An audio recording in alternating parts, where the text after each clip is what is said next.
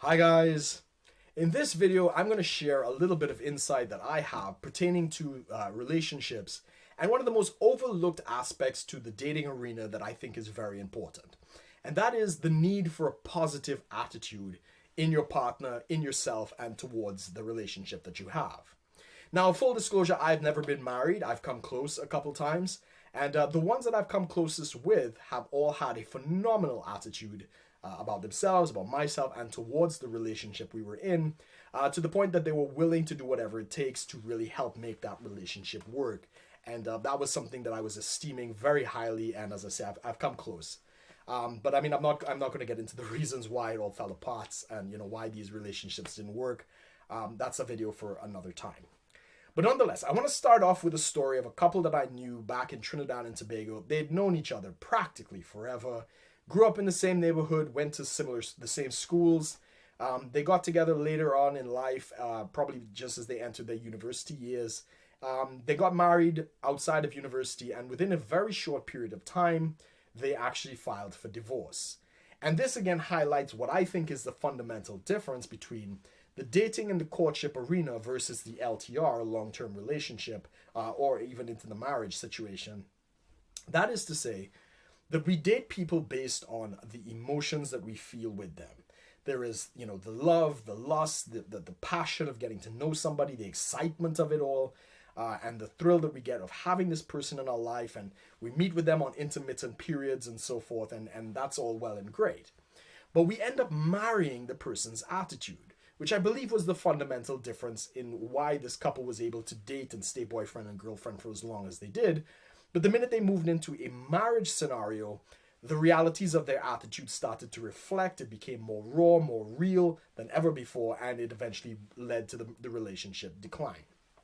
Now, with that said, a lot of women out here are completely unaware of their attitudes towards men and their attitudes towards relationship, especially dealing with women over 30. Now, I confess this is something very new for me. When I was in Trinidad and Tobago, I didn't date a lot of women over 30. I was dealing with, younger women at that period of time. But coming out here, it's been a different experience, and I've actually got to meet, a number of women out here. And more recently, one of these girls that I've been talking to and spending time with, she said two of the most amazing things to me that I never thought I would hear. The first thing that she said, and this is a woman in her very early 30s, she's had previous boyfriends, she's got a good career and everything like that. She's got a fantastic body. And she made the statement to me that, well, first of all, she said that this was the first adult relationship that she felt she's ever been in, which I thought was amazing because I was unaware that, people could come up through relationships and not have experience and knowledge about intergender dynamics to understand, what it takes to make a relationship work. But it was very telling. It explained a lot of why some of the women out here, especially over 30, have had some somewhat unrealistic expectations and some terrible attitudes as to what kind of partners they want and the role that they're supposed to have with, the men that they supposedly want. But the second thing that she said that I thought was absolutely mind-blowing was the fact that she said she didn't feel like she was bringing anything meaningful to the relationship that we had. Now, not to give too much away, for those of you who know, I'm out here in the UK. I've started my own company. I'm working as a portfolio manager and real estate investor. I'm starting off small. It's my own fund, my own money. I'm working my way up. It's a slow process. So I'm not by any means doing fantastically well, but I think I'm on a good trajectory to do well for myself in a very short period of time. And nonetheless, this woman, she has a career. She's very fit, great, aspects to her personality and stuff like that. But yet she felt like she really wasn't contributing anything, at least nothing that, somebody else or even a younger person wasn't going to be able to contribute more. And then the second thing that she said with that is that she really felt like for the first time in her life, that the idea that some man was just going to drop into her life and see her perfect just the way she is and just marry her and just kind of fall into her lifestyle, that disappeared completely. And she realized that if she wanted to really make this thing work, she was going to have to work on herself and bring herself up to a level where the two of us can be compatible in that sense. Now, I must say, for her to have that conversation with this woman was absolutely amazing. Her esteem in my eyes tremendously increased. I really value, what she said, and I mean, it's very rare to even, encounter some woman with that kind of self-awareness. We've got some issues, we've got some difficulties, but yeah, I'm willing to see where things go, and that's a whole other story.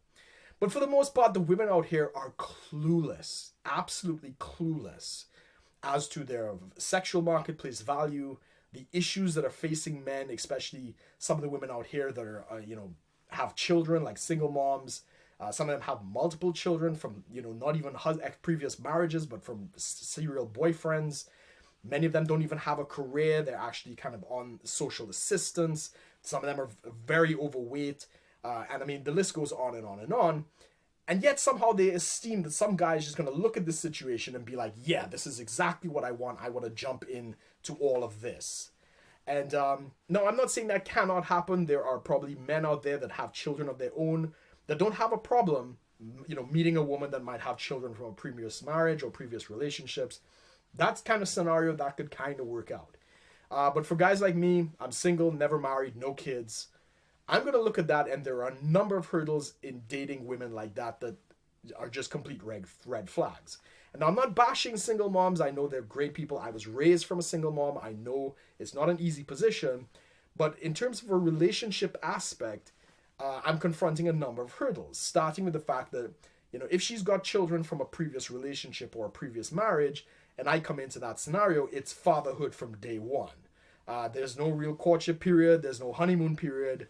You got to jump right into this thing. Secondly, I will always be second to the child. The child's needs will always come first in that respect. So I don't even get a nice period where, it's all about, just me and her and this kind of thing. I'm just going to kind of fall into that position, and, that's just going to be the case. If she's on the dole, I have the financial responsibility almost immediately, because if I end up marrying a single mom, many times if I've got an income that disqualifies her from social assistance, I'm going to be responsible for the two of them pretty much from day one. So, I mean, these factors plus many more are probably many of the reasons why I myself, I'm not going to even consider, dating or even marrying a single mother in that scenario. And yeah, a lot of guys out there are going to do the same thing. And the reality is there are a multitude of younger women that don't have kids, that haven't been through all of this drama, that are much younger and able to actually, be attracted to older guys in my contemporary age, 35 to 40 and so forth. So guys of my age, many times we're looking at women like this and they're complaining like where all the good guys are. We're pretty much looking at younger women because we do not necessarily want to take on the hassle of all of this baggage, especially when you're not really bringing anything or contributing anything towards the relationship. I mean, some of them have tremendous debt. I met a girl like that, years of schooling, huge amounts of debt and so forth.